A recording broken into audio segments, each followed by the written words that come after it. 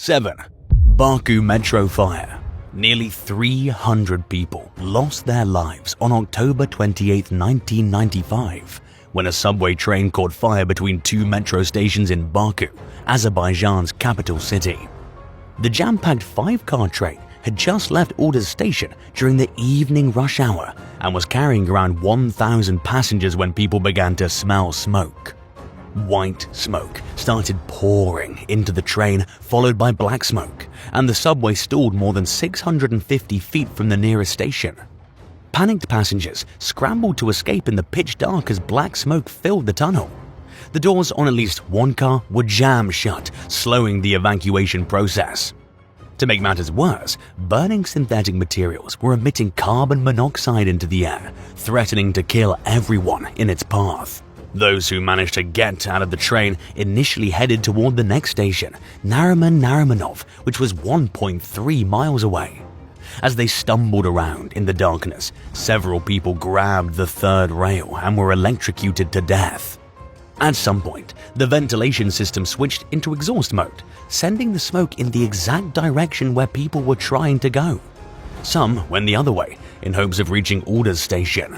Emergency responders were dispatched exclusively to Ordos, but they were unable to enter the smoke-filled tunnels and could only help those who managed to reach the station. Meanwhile, no responders were sent to Narimanov, leaving survivors there to fend for themselves. Sources estimate the death toll at anywhere between 289 and 337. Either way, it was the deadliest subway accident in world history. At least 260 bodies were found inside the burned-out train, while dozens of others, including 3 emergency responders, were found in the tunnel.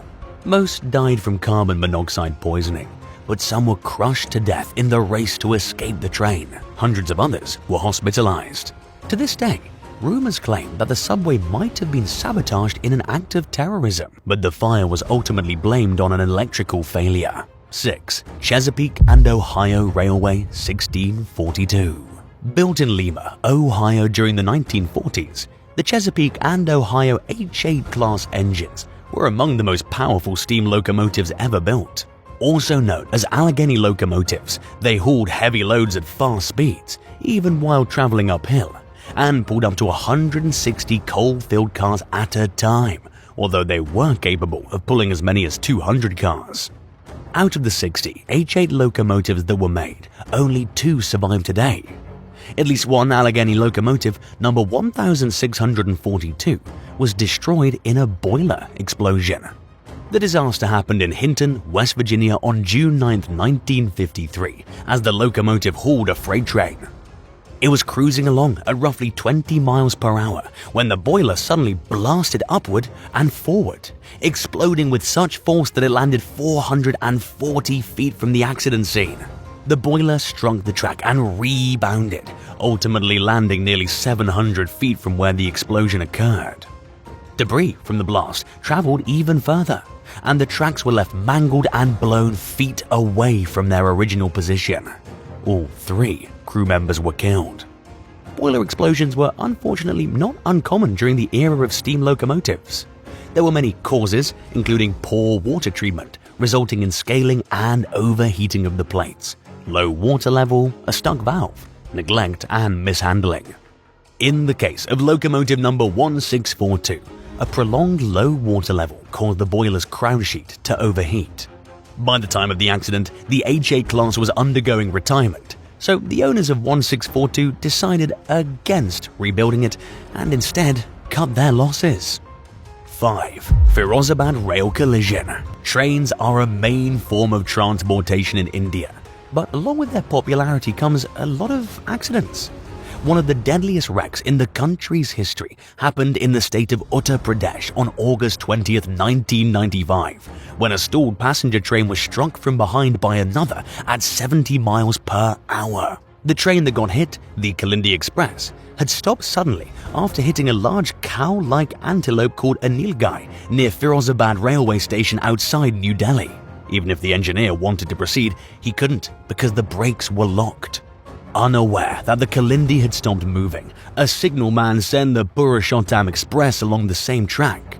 It hit the Kalindi Express with such force that the Kalindi's rear 3 cars and the Purushottam's engine and 2 front cars were crumpled like balls of paper, in the words of the Press Trust of India. Most of the 2,200 passengers on the trains were sleeping at the time of the crash. At least 348 people were killed, including dozens of soldiers, but the exact death toll is unknown because the scene was too littered with dismembered body parts to get an exact count. Around 400 passengers were injured, and many were trapped inside the mangled and overturned cars as they helplessly awaited rescue. It took days to clean up the scene. Investigators quickly ruled that the crash was caused by human error, but it reflected bigger safety issues among India's railways, including outdated equipment, poor communication, negligence, and understaffing. India's government has claimed in recent years that its track record for rail safety has improved, but it has a long way to go as wrecks continue to claim thousands of lives every year. Have you ever been on a real train? Tell us about your experience in the comments below and hit that subscribe button while you're at it. 4. Great Train Wreck of 1918. One of the worst rail disasters in US history happened at 7:20 a.m. on July 9, 1918, when 2 passenger trains collided head-on in Nashville, Tennessee, killing at least 101 people and injuring 171 others. It began as a routine morning as the Nashville, Chattanooga, and St. Louis Railway's number 4 train departed Nashville's Union Station for Memphis. Traveling in the opposite direction was the operator's number 1 train, which was approaching Nashville right as the number 4 train was on its way out of the city. Both trains needed to pass through a 10-mile-long section of single track in western Nashville. According to standard practices at the time, the incoming train had the right of way. Dispatch instructed the crew of the number 4 train to stop in the double-track section and wait for the number 1 train to pass if they didn't pass by it before reaching the single track. The conductor of the number 4 train tasked crew members with looking for the passing number 1 train while he collected tickets. He mistook a passing switch engine with empty cars as the number 1 train, and the rest of the crew either made the same mistake or failed to pay attention entirely. The number 4 train might have still avoided a collision if it hadn't received the all clear from tower operator J.S. Johnson as it approached the single track. Johnson quickly realized that the number 1 train had not yet passed through and blew his emergency whistle in an attempt to alert the number 4's crew, but nobody heard it, and the train continued toward Nashville. The Nashville-bound train was traveling at 60 miles per hour when it smashed into the Memphis-bound train, which was running at 50 miles per hour. People as far as 2 miles away heard the crash, which crushed entire cars and threw others off the track. Thousands of people came to the crash site to rescue survivors, search for loved ones who might have been on the train, and to rubberneck at the carnage. An official report by the now-defunct Interstate Commerce Commission listed the death toll at 101, but some sources have placed it as high as 121. The agency blamed the tragedy on poor operating practices, human error, and lax enforcement of operating rules. After the wreck, most railroads in the US began switching to all-steel passenger cars. 3. Ufa train disaster. Nearly 600 people were killed and 800 more were injured in the worst peacetime rail disaster in Russian and Soviet history. Dubbed the Ufa train disaster, it happened on June 4, 1989, when a gas explosion tore through 2 Kuybyshev railway passenger trains in the Ural Mountains. An estimated 1,300 passengers were traveling on the trains along the Trans-Siberian Railway as they passed through Bashkiria, a region north of the Kazakhstan border that's known today as the Republic of Bashkortostan. Nobody was aware that a faulty pipeline was leaking propane and butane just 3,000 feet from the railroad.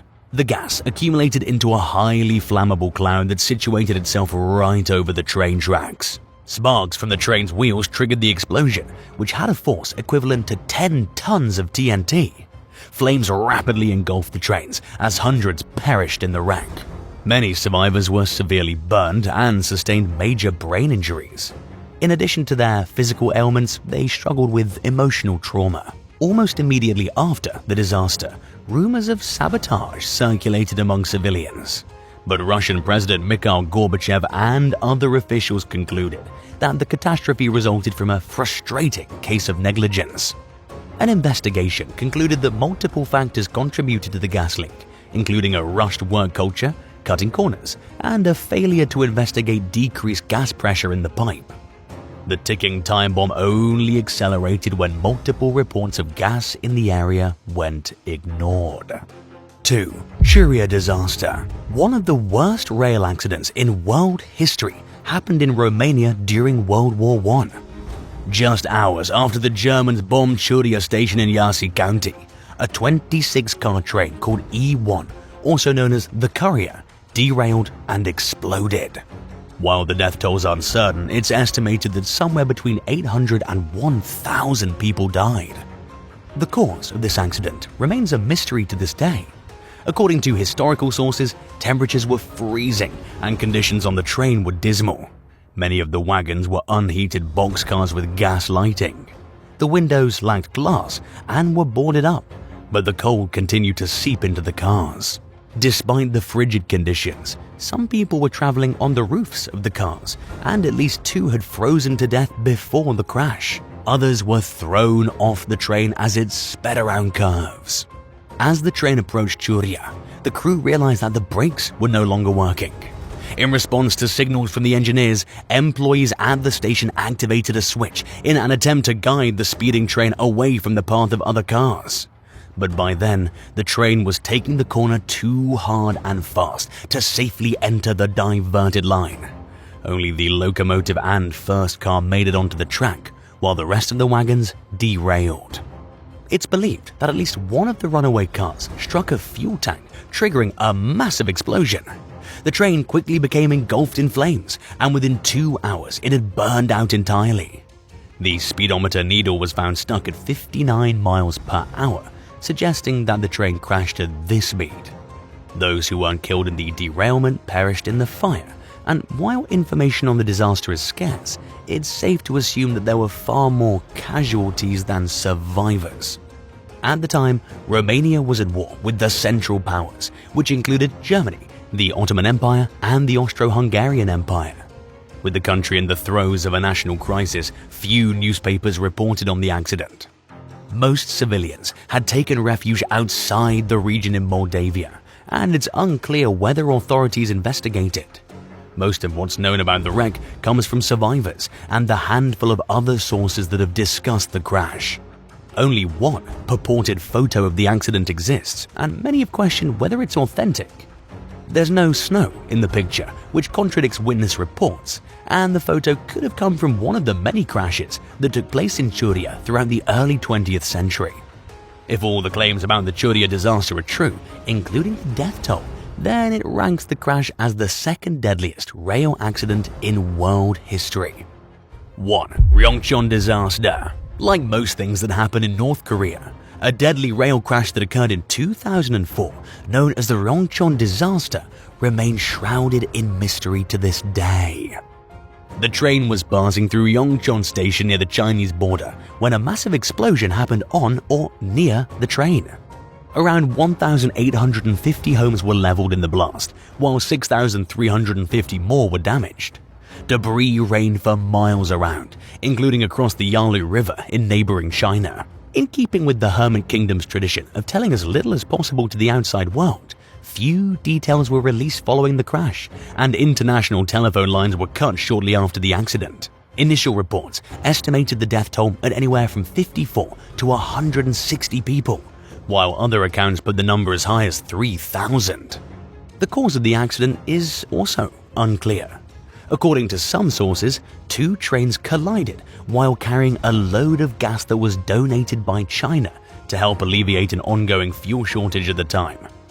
Other reports speculated more generally that a load of flammable cargo had somehow caught fire and exploded, or that careless workers accidentally bumped a live electrical cable while handling flammable materials. The poor condition of North Korea's railroads was also cited as a possible factor. There were also rumors of sabotage, which seemed believable considering how the North Korean leader at the time, Kim Jong-il, had visited China earlier that day and had passed through the station. While an assassination attempt seems possible, South Korean intelligence officials concluded that the explosion was most likely an accident. In an extremely rare move, North Korean diplomats reached out to Moscow, London, Geneva, and the United Nations for humanitarian aid in the disaster's aftermath. South Korea offered $1 million in aid, despite the long-running hostilities between the two countries, and a limited number of carefully selected diplomats and Red Cross workers were allowed into North Korea to help assess the disaster. But the North Koreans remained characteristically tight-lipped about this and other disastrous rail accidents, and are no more keen on talking about it today than they were nearly 20 years ago. Number 7. Mercedes-Benz Biome. The Mercedes-Benz Biome is a concept car that was created by Mercedes-Benz in 2010 for the Los Angeles Design Challenge. The challenge was to design a car that weighed less than 1,000 pounds and could carry 4 people in comfort and safety. The Biome isn't a conventional vehicle, but rather a hybrid of natural technology that's grown in a lab from organic materials. The car is made of a material called biofiber, which is lighter than metal and plastic, yet stronger than steel. The car only weighs 875.5 pounds and has a seamless design that resembles a leaf. The Biome runs on a fuel called BioNectar 4534, which is stored in the car's biofiber and produces oxygen as a byproduct. The car also has a symbiosis system that allows it to communicate with other vehicles and the environment. The vehicle can adapt to different driving conditions and preferences, and can even generate its own sounds and scents. The Biome is also designed to be completely biodegradable and recyclable. The car grows from the DNA in the Mercedes star on the front and rear of the vehicle and can be customized by genetically engineering the star. And the wheels of the Biome are grown separately from 4 different seeds. The Biome is a visionary concept that shows how cars could be grown in a lab rather than built on a production line, and how they could be in harmony with nature rather than harming it. The Biome is truly one of the most innovative and futuristic concept cars ever made. Number 6. The Messerschmitt KR200. Imagine driving a 9-foot vehicle that has a cockpit-like cabin, a propeller-like steering wheel, and a 2-stroke engine that can run in both directions. But on top of all that, the car can zip through traffic and park in tight spaces. Sounds like a fantasy, right? Well, not if you lived in Germany in the 1950s and 60s, when you could have owned the Messerschmitt KR200. This vehicle was a 3-wheeled bubble car that was designed by an aircraft engineer and produced by an aircraft manufacturer. The Messerschmitt KR200, or Kabinenroller, or cabin scooter in English, was the brainchild of Fritz Fend, a man who'd previously developed a small motorized vehicle for disabled veterans. He approached Messerschmitt, an aircraft manufacturing corporation which was banned from making planes after World War II, with the idea of making a cheap and efficient car for the masses. The result was a quirky and futuristic car that had a small cabin with a canopy door.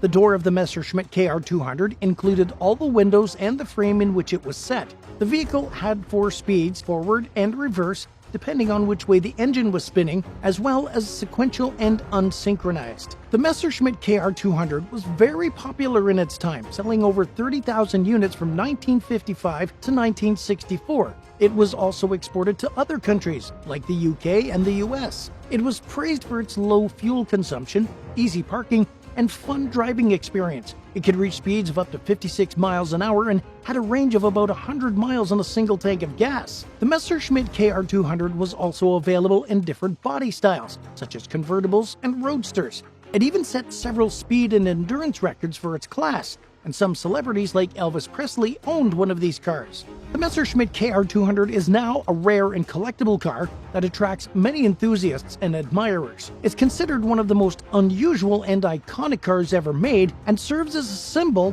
of post-war German ingenuity and optimism. Number 5. The Amphicar. Have you ever wished you could drive your car into the water and explore the aquatic world? Well, if you had an Amphicar, you could do just that. The Amphicar was a unique vehicle that could function as both a car and a boat. It was produced in Germany from 1961 to 1965 and was equipped with a propeller and a rudder. It could reach 70 miles per hour on land and 8 miles per hour on the water. The Amphicar was the brainchild of Hans Trippel, a German engineer who designed several amphibious vehicles for the military during World War II.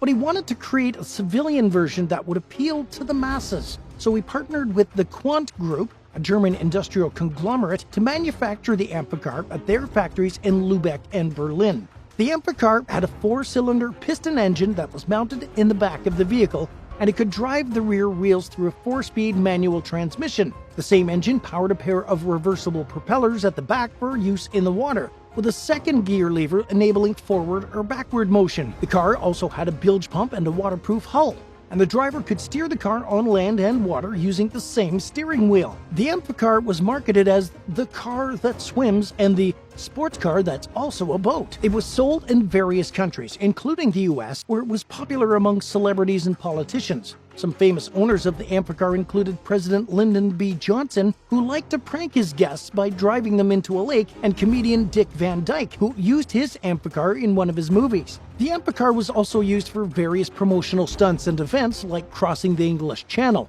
touring the Mediterranean Sea, and participating in parades and races. It even had its own club, the International Amphicar Owners Club, which still organizes annual swim-in meetup events. The Amphicar wasn't without its flaws, though. It was expensive to buy and maintain, prone to rust and leaks, and slow and noisy on both land and water. It also faced strict regulations and safety standards from various authorities, and as a result, only 3,800 Amphicars were produced before production ceased in 1965. The Amphicar is now a rare and collectible vehicle that attracts many fans and admirers, and it's considered one of the most bizarre and innovative cars ever made. Number 4. The Peel P50.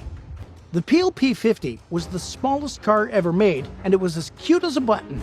Manufactured by the Peel Engineering Company, it was produced on the Isle of Man from 1962 to 1965. The company wanted to create a cheap and simple car that could be used for short trips around town. The result was a 3-wheeled microcar that measured only 54 inches long and 39 inches wide. It weighed only 130 pounds and had a 49cc engine that could reach up to 38 miles per hour. The Peel P50 was extremely easy to drive and park, and it had no reverse gear and could be turned around by using a handle at the rear. It also had very low running costs and could travel 100 miles on a single gallon of gas. The Peel P50 was also available in 3 colors: Daytona White, Dragon Red, and Dark Blue. The vehicle wasn't very comfortable or practical, however. It had no suspension, no heater, no radio, and no trunk. It also had poor visibility and safety features, and although the car had some perks, it wasn't very popular, as only 50 units were sold before production was stopped in 1965. The Peel P50 holds the Guinness World Record for the smallest production car ever made. It also appeared in several TV shows and movies, including Top Gear, Mr. Bean's Holiday, and Cars 2. The Peel P50 is a tiny car with a big personality. It's a vehicle that makes you smile and proves that size doesn't matter. And although it wasn't extremely popular, it's more than earned its spot on this list of unusual cars. If you could design your perfect car, what would it look like? And what color would you want it to be? Let us know in the comments, and while you're at it, subscribe. Number 3. The Hennessy Velociraptor 6x6. If you're looking for a truck that can handle any challenge, you might want to check out the Hennessy Velociraptor 6x6. This is a truck that has 6 wheels, a supercharged V8, and an imposing go-anywhere facade. It's based on the Ford F-150 Raptor, but with a lot of modifications and enhancements by Hennessy Performance, a Texas-based company that specializes in making cars faster and more capable. The Hennessy Velociraptor 6x6 is a large and impressive truck that has a striking appearance. It has a black body with red accents and a Hennessy logo on the front grille. The vehicle's huge tires have black rims, and it has a long bed with a roller bar and LED lights. It has a dual exhaust system and a rear bumper with tow hooks. And it also has a spacious cabin with leather seats and a sunroof, as well as a sleek hood. The Hennessy Velociraptor 6x6 has a lot of power under the hood. It uses the same 3.5-liter twin-turbocharged EcoBoost V6 as the Ford F-150 Raptor, but with Hennessy's HPE 600 performance package, and it can produce 600 or more horsepower. The Hennessy Velociraptor 6x6 isn't a cheap or practical truck though. It costs a whopping $399,950. It also has high fuel consumption, poor maneuverability, and limited availability. It's not super popular either, as only a few dozen units were sold before production ended in 2023. Number 2, the Cadillac Cyclone. The Cadillac Cyclone was a 1959 concept car built by Cadillac as a test bed for futuristic styling and technology. It was one of the last cars designed by Harley Earl, the legendary head of GM's design department. The Cyclone was never mass-produced as a production model, but it showcased many innovative features that were ahead of their time. The most striking feature of the Cyclone was its bubble canopy, which covered the entire passenger compartment and provided a 360-degree view. The canopy was coated with silver to protect it from UV rays, and it could be opened or stowed in the car with the touch of a button. The canopy also had a two-way communication system that allowed the occupants to talk to people outside the car. The Cyclone also had a radar-operated collision avoidance system, which used two nose cones on the front of the car to detect obstacles and warn the driver with lights and sounds. The car also had sliding doors that opened on ball bearings, a rear-mounted automatic transaxle, and an all-wheel independent suspension. The Cyclone was powered by a 390 cubic inch V8 engine that produced 325 horsepower at 4,800 revolutions per minute.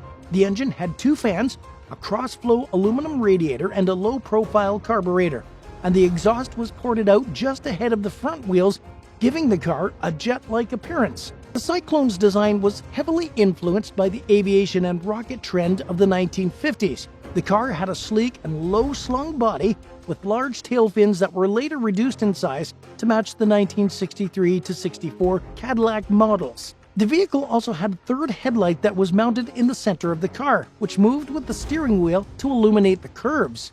The Cadillac Cyclone is currently part of the GM Heritage Collection, where it remains a fascinating example of what the future of driving might have looked like in 1959. And at number 1, the Hoverbike. The Hoverbike, a hovering vehicle that resembles a flying motorcycle, features at least two propelling components, one in the front and one behind the driver. The Hoverbike uses technology that's finally becoming more mainstream, as recent advances in low-cost, low-power computer technology, high-efficiency motors, and composite materials have helped turn this idea into a reality. There are several companies and individuals that are developing different versions of the Hoverbike, each with their own design and features. One example is the HoverSurf S3, a drone-like flying motorcycle that can carry one rider and has 4 electric propellers that are mounted on beams. The HoverSurf S3 is controlled by a pair of joysticks, and it can fly at speeds of up to 60 miles per hour, and this thing can get up to 16 feet in the air.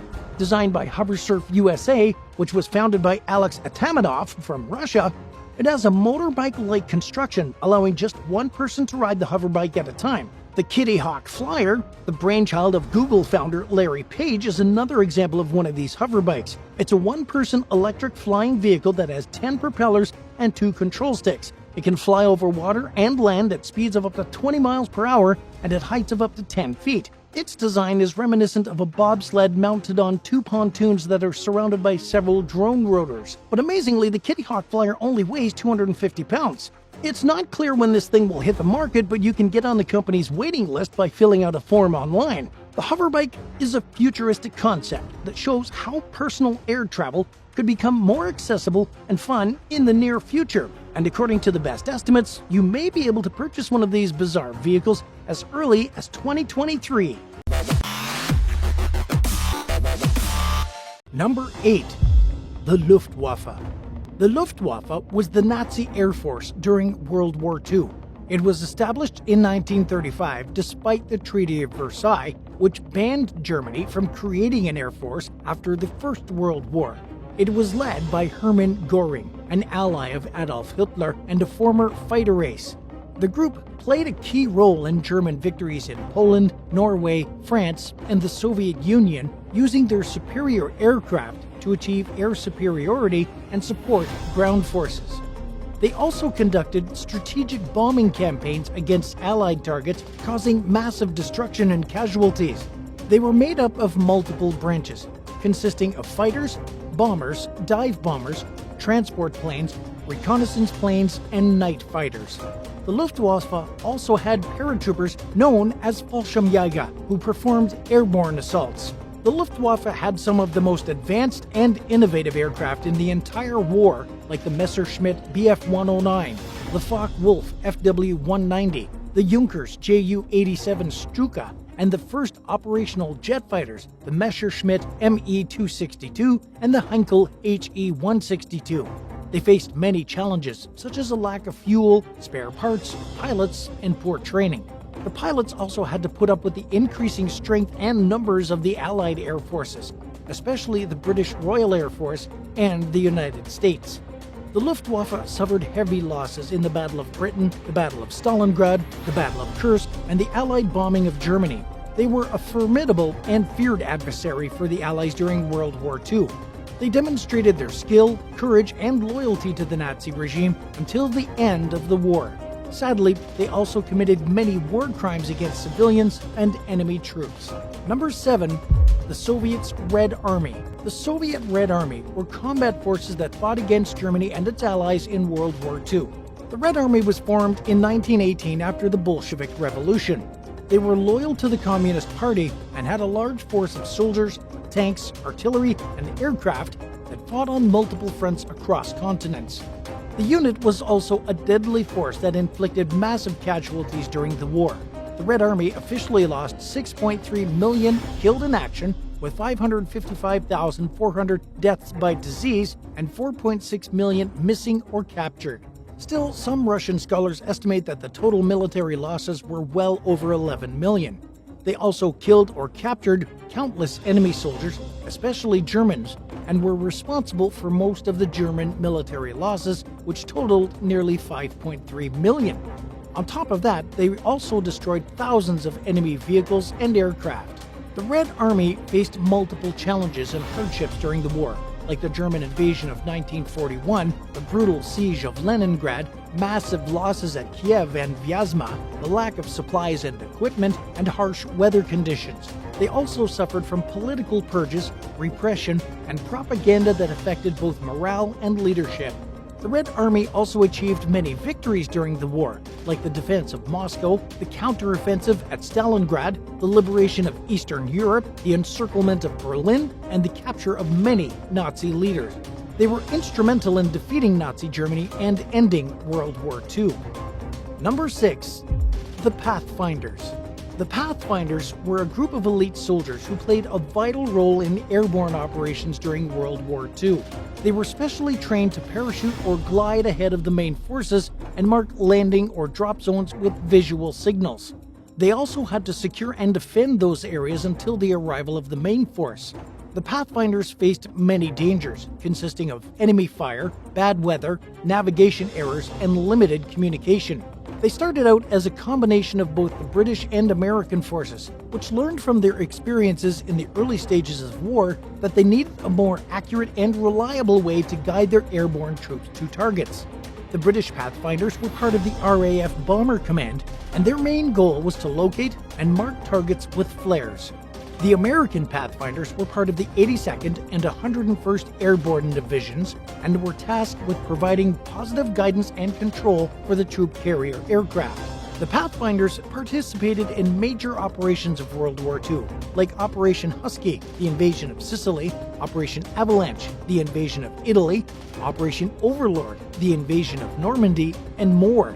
In each mission, they demonstrated their courage, skill, and dedication to their cause.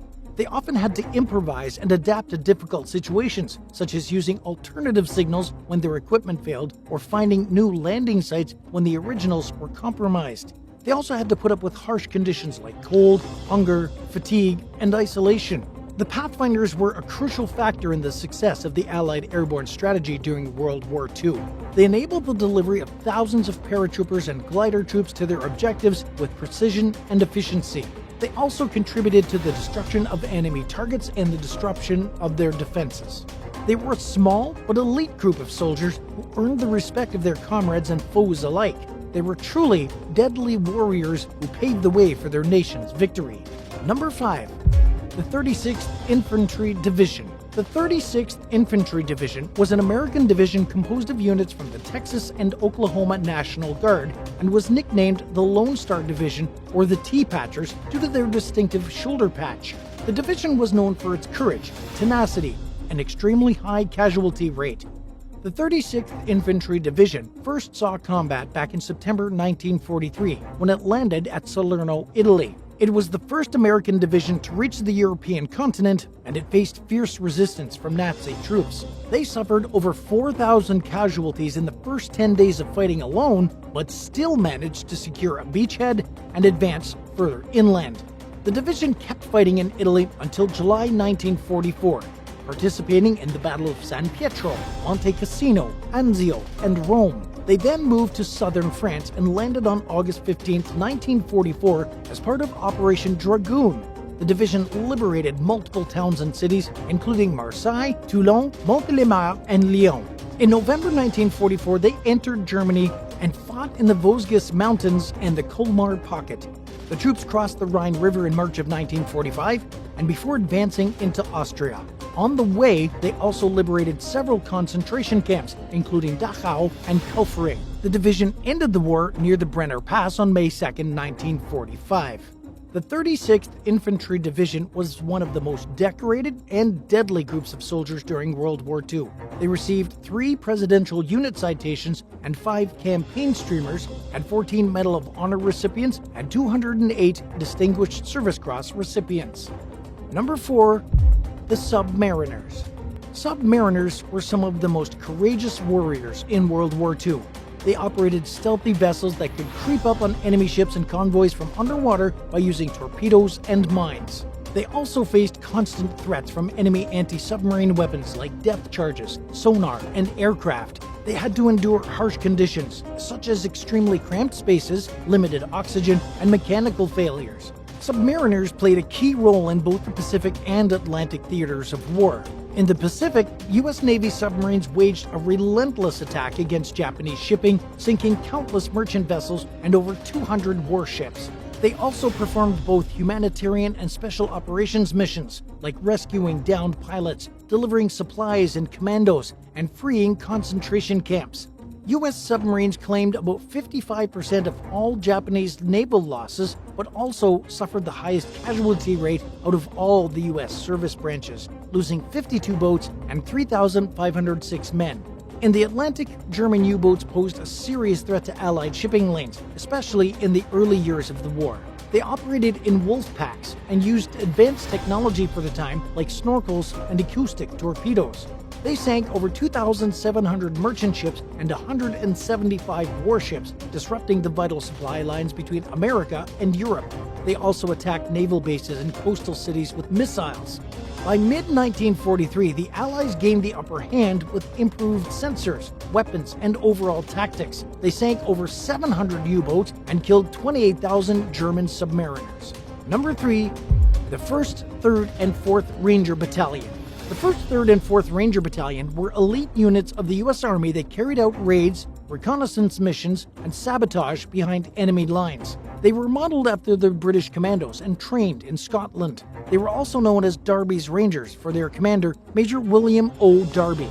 The group saw their first action in August 1942 when they participated in the Dieppe raid in France along with the British and Canadian forces. The raid was a disaster since the Allies suffered heavy casualties and failed to accomplish their objectives. The Rangers then moved to North Africa, where they spearheaded the invasion of Algeria back in November 1942. They captured the port of Arzew and silenced 2 gun batteries and threatened the landing. They also saw conflict in Tunisia, where they conducted a dicey night raid on an enemy-held airfield at Sened Station. In July 1943, the Rangers participated in the invasion of Sicily, landing ahead of the main force and securing multiple key objectives. They also fought in Italy, where they faced some of their toughest battles yet. They scaled the cliffs of Anzio under heavy fire and held their positions against repeated counterattacks. The battalion also tried to break through the German defenses at Cisterna, but were ambushed and surrounded. Only 6 out of 767 Rangers escaped capture. They suffered high casualties throughout the war since they often faced overwhelming odds and met fierce resistance. They also endured harsh weather conditions, long marches, and constant danger. They were among the most decorated units in all of World War II, earning countless awards for valor and achievement. They also earned a reputation as fearless and skilled warriors who could accomplish any task given to them. Number 2. The Free French Forces. The Free French Forces were a political and military movement that resisted the Nazis' occupation of France and collaborationist Vichy regime. They were led by General Charles de Gaulle, who escaped to London after France fell in 1940 and broadcast a call to arms to his compatriots. The Free French Forces were made up of volunteers from France and its colonies who joined the Allies. They fought on multiple fronts like Africa, Europe, and Asia, with their own army, navy, and air force. They also supported the French resistance inside France by providing intelligence, sabotage, and guerrilla warfare. The Free French Forces faced many dangers, such as a lack of resources, equipment, and even recognition. They also had to put up with the hostility of the Vichy regime, which considered them all traitors and rebels. They suffered many casualties and hardships in their battles against the Axis power. The Free French Forces contributed to the liberation of France and its colonies, as well as to the defeat of Nazi Germany. They took part in major operations like the Torch Landings in North Africa, the Battle of Bur Hakeim, the Italian Campaign, the Normandy Invasion, the Battle of Paris, and the Rhine Crossing. They also saw conflict in Syria, Lebanon, Madagascar, Indochina, and across the Pacific. The Free French Forces were a unique symbol of courage, patriotism, and resistance for the French people. They restored the honor and dignity of their nation after its humiliating defeat in 1940. They also paved the way for the creation of the Fourth Republic and the modern French state as we know it. Number 1. The Waffen-SS. In the countless records of military history, few forces have been as controversial and discussed as the Waffen-SS. Emerging as the combat branch of the notorious Nazi Schutzstaffel, or SS, during World War II, the Waffen-SS distinguished itself as a formidable fighting force. Combining fanatical loyalty, rigorous training, and a ruthless commitment to the despicable Nazi cause, they left an irreversible mark on the battlefield. Formed in 1939, the Waffen-SS was composed of individuals considered to embody the racial ideals of Nazi Germany. Unlike regular army soldiers, these troops were subject to a highly selective recruitment process that aimed to create an elite force made of the cream of the crop. The rigorous training they underwent instilled the principles of discipline, physical prowess, and unwavering obedience. By the peak of the war, the Waffen-SS had grown into an army of about 900,000 men. Their combat effectiveness was undeniable. Whether engaging in large-scale offenses or covert operations, they demonstrated lethal abilities. At battles like Kharkov, Kursk, and the Ardennes, they fought with determination and often achieved remarkable success. Renowned for their tenacity and willingness to fight to the last man, the Waffen-SS became synonymous with fanatical bravery. But their ferocity on the battlefield was overtaken by a dark legacy. Members of the Waffen-SS were implicated in war crimes and many atrocities, from the mass executions at Oradour-sur-Glane to the systematic extermination of innocent civilians and prisoners of war. Their actions represented the darkest side of human history. These acts of brutality have forever tarnished the reputation of the Waffen-SS and Germany. Their commitment to Nazi ideology was unwavering, adding to their reputation as a feared fighting force. While their battlefield courage was unwavering, their actions were inseparable from the larger context of Nazi aggression and genocide. Today, the legacy of the Waffen-SS stands as a stark reminder of the dangers of blind loyalty and the depths to which human beings can sink down to. While they were undoubtedly a deadly force, their actions serve as a somber testament to the consequences of unchecked power and the ever-present dangers of extremist ideologies. Which of these military units did you think was the most dangerous? Let us know what you think. And as always, don't forget to hit subscribe on your way out. See you next time.